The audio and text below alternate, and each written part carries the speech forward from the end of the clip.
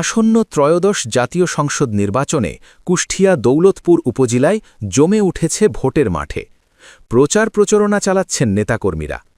আবিদ হাসান মন্টি সরকারের নেতৃত্বে নেতাকর্মীদের সাথে নিয়ে ধানের শীষের প্রার্থী রেজা আহমেদ বাচ্চু মোল্লার ভোট চান দৌলতপুর প্রতিনিধি মোহাম্মদ বাপ্পি হোসেনের প্রতিবেদনে দেখুন বিস্তারিত।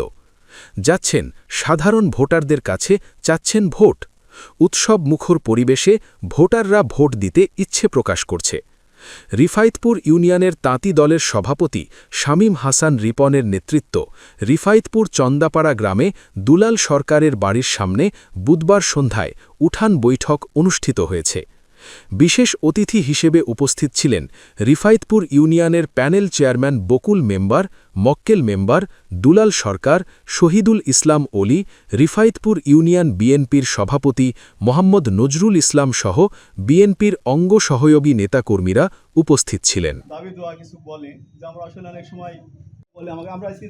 আমি বিশেষ করে ফিল্ডে কাজ করি, তো আমি বুঝতে পারি বাচ্চাদের কাছে গেলে অনেকে বলে যে আমাদের একটা ছোট ঝামেলা হয়েছে, তাও তার নিজের কারণে ঝামেলাটা কান্দে তুলে নিয়েছে। সেটা হচ্ছে যে পান্না ওই যে 5 তারিখের পরে লিফলেট দিতে গেছিল, এই জন্য পুলিশের ব্যাপার আর তার ব্যাপার।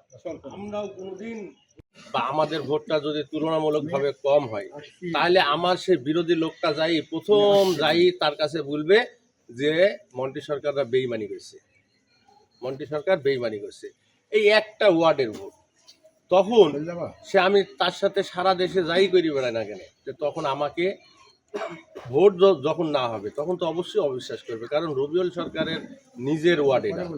সেজন্য আপনাদের কাছে আমার অনুরোধ থাকলো যে আপনারা সকাল সকাল যাবেন, ভোটটা আপনারা দিবেন, এবং কেউ যদি বাদ থাকে তাহলে সেই ভোটটা ক্লোজ করে প্রত্যেকটা